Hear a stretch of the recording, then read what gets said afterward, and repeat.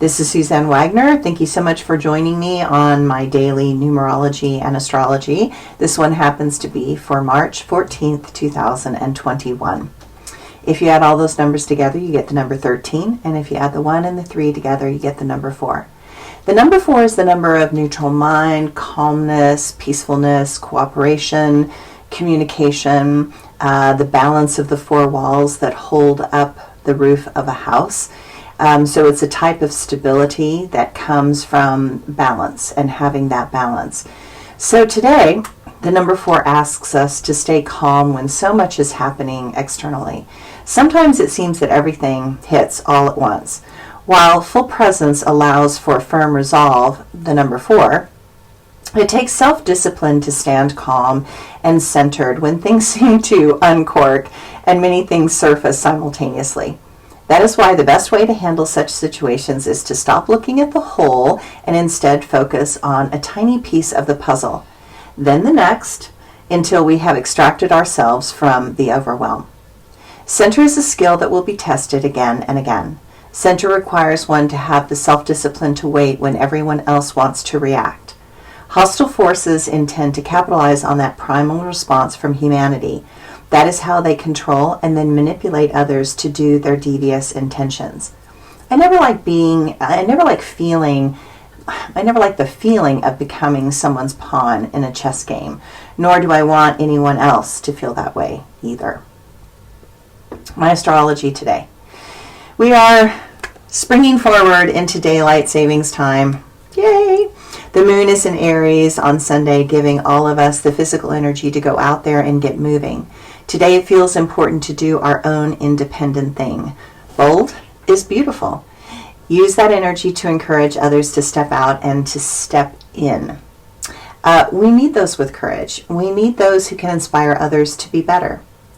The moon is in harmony with Mars and Saturn, which helps us to turn the tide towards proactive approaches rather than dreaming and trying to figure out things. Sometimes in a crisis, such as an earthquake, we don't wait for others to bring in the heavy equipment. We band together and as a team leap in to get the rocks and debris out of the way to save lives as quickly as possible. This is such a moment, and I pray we can do this without a disaster to kick us into high gear. That would be much better. It is time to turn our focus into protecting and helping others rather than worrying so much about ourselves. Today is a profound moment when our mind must pay attention to the challenges of honorable self-expression. A lot is going on in the minds of many. Such things feel heavy on our hearts and backs. My quote for today: when instinct rules response, mayhem magnifies. When confidence allows one to stand in the storm and feel into the winds coming, that is how we find the flow of proper response. That response knows how to wait for the right moment and then leap into the forces that guide us all through time and space. And my blog for today. I know that many tasks were meant for us to engage with, for us to grow and evolve. Things arise and will always manifest. We are not good or bad. If we are willing to learn, we have things that are necessary for our progression. It is time in this world that we learn accountability with compassion. This is not to say we give a free pass to dysfunction.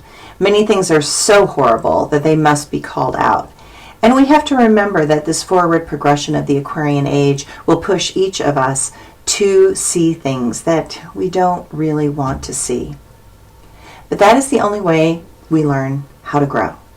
We have to see the dysfunction through the eyes of others, feel the horror and upset that we feel so often brushed past, and make an authentic and honest connection. Even once that happens, many behaviors are so deeply ingrained and entrenched in our DNA that it can take decades to eradicate our habitual systems patterns. That is why authenticity is so important. In each moment, we learn to feel into what is correct and what is fundamental to the situation. Then we choose not to overlay any previous pattern on this moment. Instead, we view it as fresh and unique. This is a moment that deserves our full attention, and we recognize that our choices and habits from the past can never give us the whole truth that we are set to discover at this moment. We have more information now than at any other time in our life. It would be ridiculous not to use it wisely and help create a very conscious turn of our soul to a more fully present and authentic self. Hate lies in wait for someone to berate. It looks for blame in this ridiculous game. It seeks to find that place we are blind. It wants to disclose and critically oppose. It cares not for the facts, only how it appears and acts. I see this place as the next evolution of hate. It has gone from the obvious and into debate.